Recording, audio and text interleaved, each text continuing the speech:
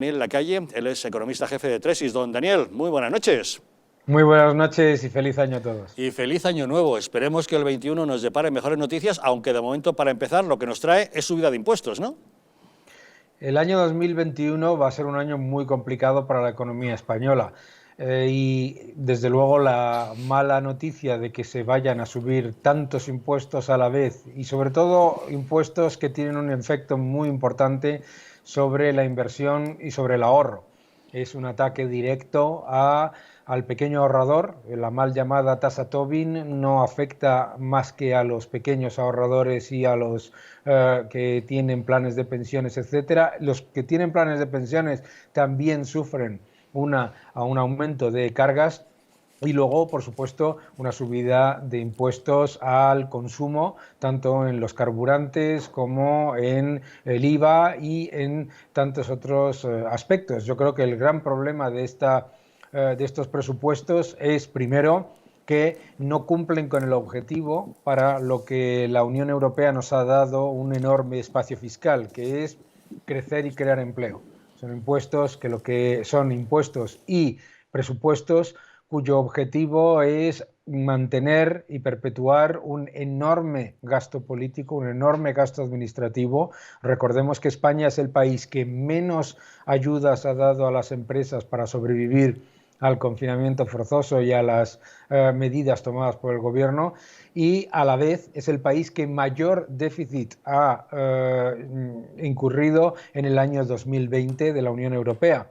Eso es porque se ha estado aumentando de manera enorme todo lo que tiene que ver con gasto que no genera rentabilidad económica real y que nos va a llevar a un crecimiento mucho menor y a menor creación de empleo en el futuro. Estas subidas de impuestos no solamente son absolutamente ineficaces desde el punto de vista presupuestario, porque el efecto recaudatorio es muy pequeño, pero sin embargo el efecto negativo en la economía, en la inversión y en el ahorro es muy alto. Muchas veces se confunde que un impuesto o un aumento de impuestos tenga poco efecto recaudatorio con que genere una decisión negativa por parte de los agentes económicos de consumir, de invertir o de crear empleo. Por lo tanto, todo esto lo que lleva es a reducir el potencial de recuperación de la economía española, que ya con los datos de diciembre son muy pobres. Don Daniel, hablemos de la deuda. Hoy el Tesoro Público ha colocado en el mercado de deuda unos 6.000 millones de euros en la primera subasta de bonos y obligaciones del año. Pero el Gobierno ha anunciado una reducción de la emisión de deuda prevista en los presupuestos generales del Estado para el nuevo ejercicio, argumentando la mejora de las previsiones de ingresos fiscales de 2020, que se ha visto superadas las expectaciones por la recaudación, según avanzaba así la vicepresidenta Nadia Calviño.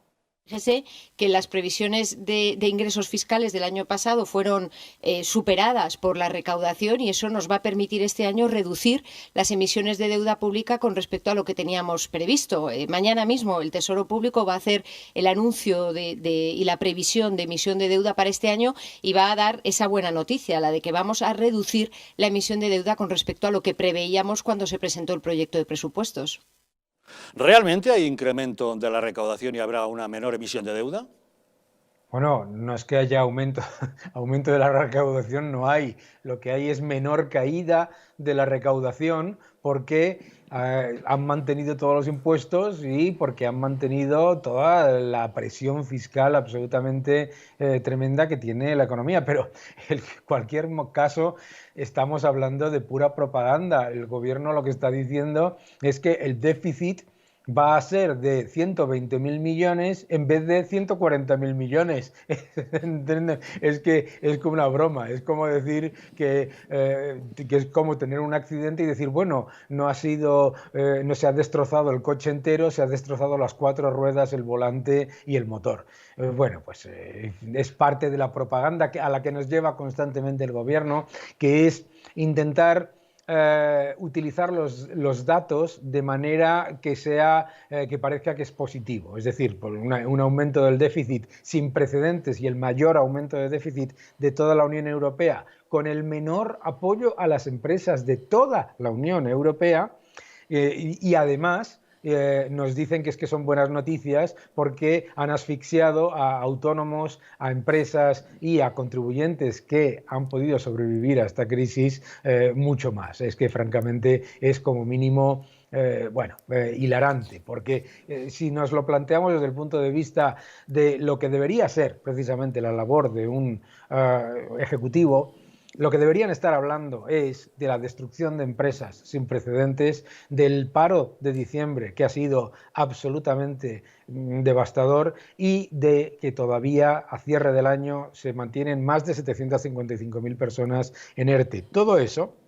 con su obsesión por mantener o aumentar los impuestos en un entorno como el que estamos, no solamente ha hecho que tengamos unas cuentas públicas mucho peores que las de nuestros socios de la Unión Europea, sino que además nuestra capacidad de recuperación haya empeorado, y yo creo que ese es el gran problema. Y el gran problema no es el año 2020, para el que nos han dado una enorme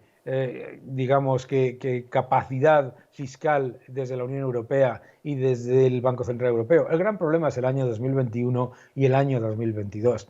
Año 2021 y 2022, siguiendo las propias estimaciones del Gobierno de déficit para el año 2021, otros 94.000 millones de déficit, a pesar de subir los impuestos y de dar unas estimaciones completamente optimistas de crecimiento. Por lo tanto, de lo que estamos hablando constantemente es de un empeoramiento real de la economía para los ciudadanos, para las empresas y para los autónomos, francamente preocupante.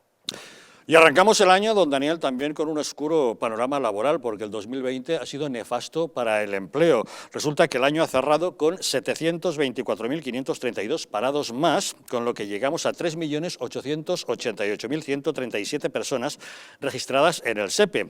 La mala gestión del gobierno ante el coronavirus da la impresión de que ha terminado con 7 años de descensos en el paro y que marca ahora su peor cifra desde el 2009. ¿Cuáles son las previsiones con las que empezamos el 2021? Bueno, claramente es otra muestra de esa falta de interés en que la economía se mantuviese razonablemente viva, de preservar el tejido empresarial, que es lo que tenía que haber hecho el gobierno. Los datos de empleo, igual que los datos de déficit, igual que los datos de caída económica, no son en línea con lo que estamos viendo en otros países de la Unión Europea o de nuestro entorno. Son los peores de la Unión Europea y de los países de nuestro entorno. Los datos de paro de España son solamente peores en Grecia, y además, en el caso español, la destrucción de empleo durante el año 2020 incluso supera la de Grecia. Pero es importante, en cualquier caso, recordar: 755.000 personas se mantienen en ERTE. Por lo tanto, con los escollos que se están poniendo vía nuevos impuestos, más los escollos que ya existían. Recordemos que en los 2 últimos años el gobierno español ha hecho que contratar a un trabajador sea un 20% más caro para cualquiera, vía aumento de los impuestos para el trabajo. Entonces, lo que nos encontramos es muy difícil. Uno, absorber los 755.000 personas que todavía están en ERTE. 2, reducir los parados oficiales, esos otros 740.000 personas que han entrado en paro en el año 2020. Y un reflejo muy importante de eso es el cuarto trimestre del año 2020. En el cuarto trimestre, el Producto Interior Bruto probablemente haya subido ligeramente, se haya rebotado.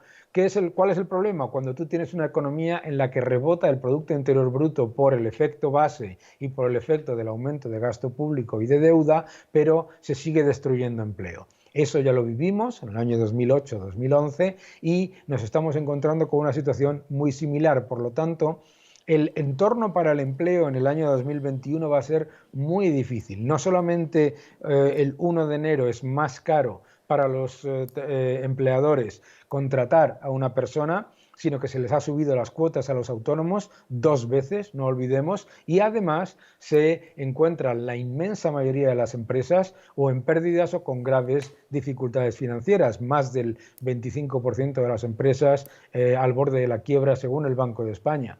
El haber hecho una política en la que se ha negado la ayuda a las empresas y lo único que se les ha dado es la posibilidad de endeudarse para pagar impuestos en el futuro, es lo que está generando ahora mismo que nuestra recuperación sea peor que la de otros países de nuestro entorno, que nuestra caída en el año 2020 haya sido peor y que nuestra situación de empleo sea mucho peor que la de muchos países de nuestro entorno. Pues estamos apañados. Don Daniel Lacalle, economista jefe de Tresis, muchas gracias como siempre por acompañarnos en Los Intocables. Muchísimas gracias, muy buenas noches. Un saludo, muy buenas noches.